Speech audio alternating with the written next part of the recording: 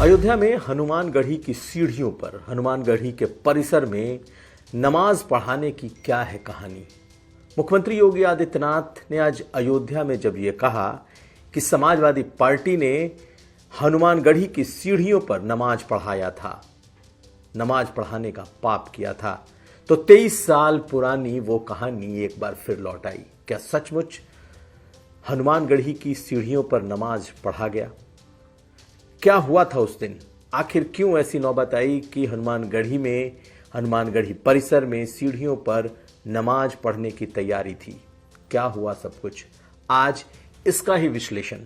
और क्यों योगी आदित्यनाथ अब धर्म और आस्था के मुद्दे पर सीधे अखिलेश यादव को चैलेंज दे रहे हैं।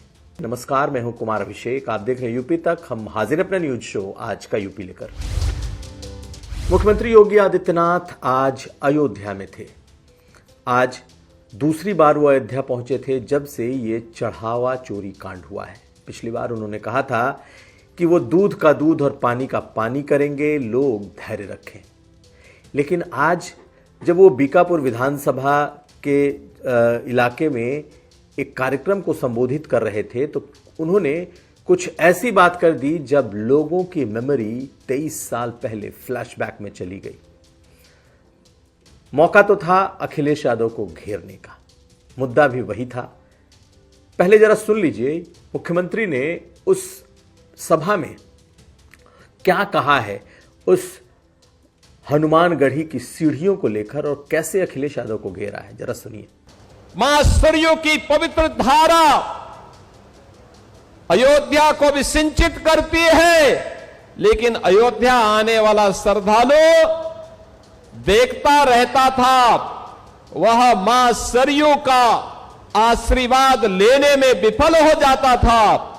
कोई व्यवस्था नहीं थी, गंदगी पहचान बन चुकी थी।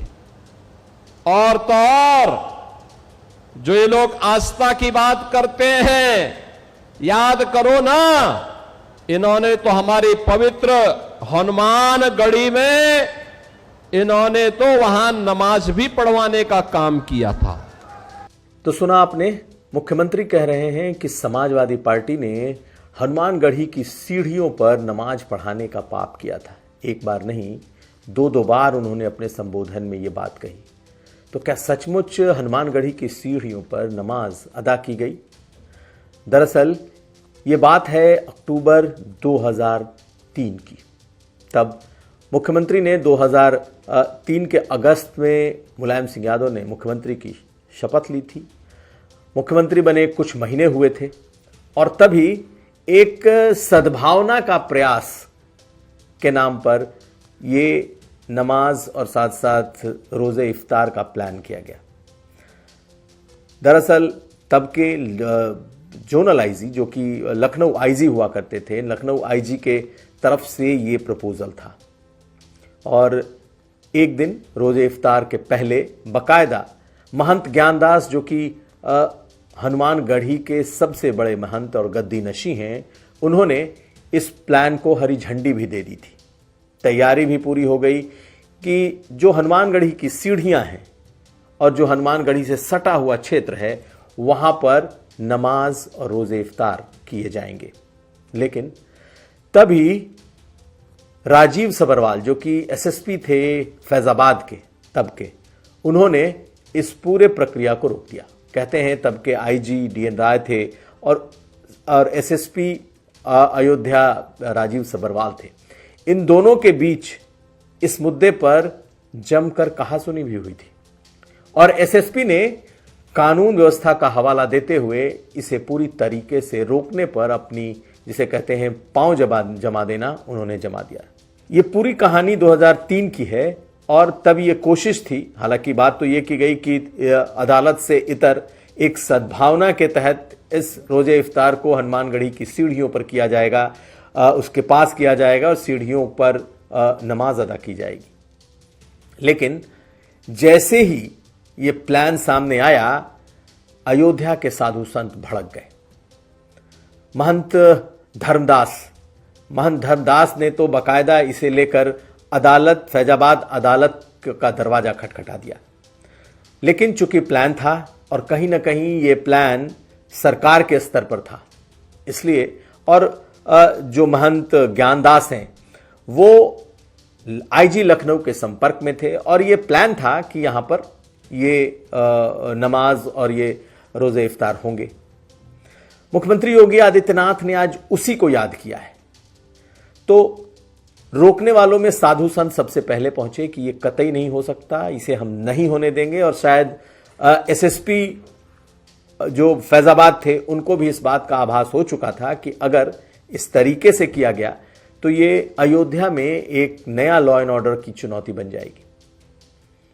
तब बाबरी मस्जिद की तरफ से अगर देखा जाए तो हाशिम अंसारी और ऐसे लोग जो बाबरी मस्जिद के पक्षकार थे वो इस मुद्दे पर आगे थे कि जो सद्भावना है वो बनी रहनी चाहिए और इसी के तहत ये रोजा और इफ्तार और नमाज की बात की गई थी। लेकिन एसएसपी ने तब एक तरीके से अपना फुट डाउन किया था और रोक दिया। बावजूद इसके उस दिन नमाज हुई। नमाज को उस सीढ़ियों पर रोका गया, लेकिन महंत ज्ञानदास के कमरे में रोजे और इफ्तार किए गए और कहते हैं वहां पर नमाज भी हुई। ब्रिजलाल तब आईजी लॉ एंड ऑर्डर हुआ करते थे और अब से कुछ दिन पहले, तकरीबन 2-3 हफ्ते पहले, ब्रिजलाल जो कि इस वक्त बीजेपी के राज्यसभा सांसद हैं, डीजी रह चुके हैं उत्तर प्रदेश के, उन्होंने इस घटना का जिक्र अपने सोशल मीडिया हैंडल पर किया था और इस पूरी घटना को तफसील से बताया था। तो जरा सुन लीजिए आज जिस बात का जिक्र मुख्यमंत्री ने अयोध्या की सभा में किया वो घटना असल में थी क्या, खुद ब्रिजलाल के मुंह से। बीएसपी गवर्नमेंट गिर गई थी और 29 अगस्त 2003 को माननीय मुलायम सिंह जी मुख्यमंत्री बन चुके थे। 26 अक्टूबर से 24 नवंबर तक रमजान का महीना था। उस समय एसएसपी फैजाबाद थे राजू सबरवाल और यहाँ के वीएन राय साहब थे आईजी जोन लखनऊ। और उस समय ये हुआ, दबाव डाला गया कि हनुमानगढ़ी के ठीक सामने जहाँ स्टेडियाँ शुरू होती हैं वहाँ पर रोज़ा इफ्तार होगा, नमाज पढ़ी जाएगी। मैं आईजी लॉ एंड ऑर्डर था प्रदेश का, मैं लगातार अपने एसएसपी राजू सबरवाल के संपर्क में था। उसके बाद वो मना किया गया कि नहीं हो सकता, क्योंकि वो सीधे माननीय मुलायम सिंह जी के टच में थे और ये पराकाष्ठा थी, एक संदेश देना था कि हनुमानगढ़ी के सामने नमाज पढ़ाई गई और वहाँ पर रोजा इफ्तार हुआ।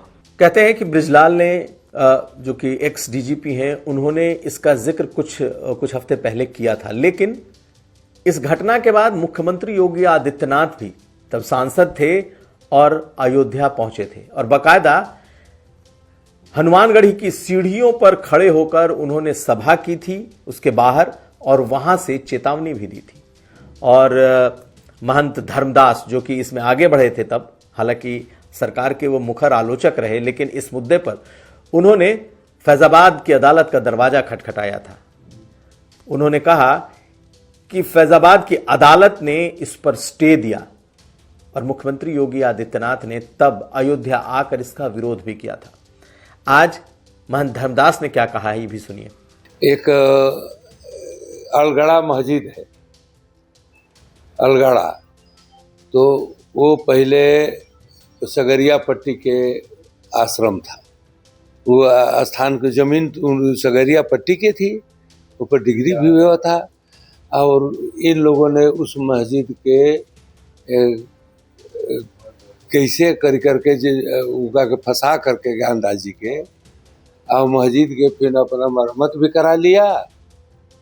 और उसके बाद में यहाँ पर हनुमानगढ़ी में नमाज पढ़ने का, हनुमानगढ़ी नहीं, हनुमानगढ़ी के पीछे उनका जो मकान है वो अपने मकान में बुला करके मुसलमानों के रोजा इफ्तार के समय था, क्या था, उसी समय उन्होंने बुला करके भोजन कराए, नमाज पढ़वाए। तो इस पर हम लोगों ने विरोध किया।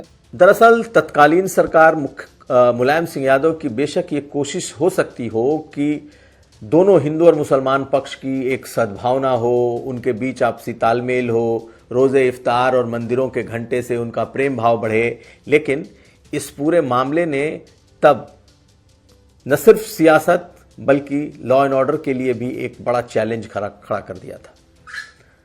महंत ज्ञानदास समाजवादी पार्टी के मुलायम सिंह के करीबी भी माने जाते रहे।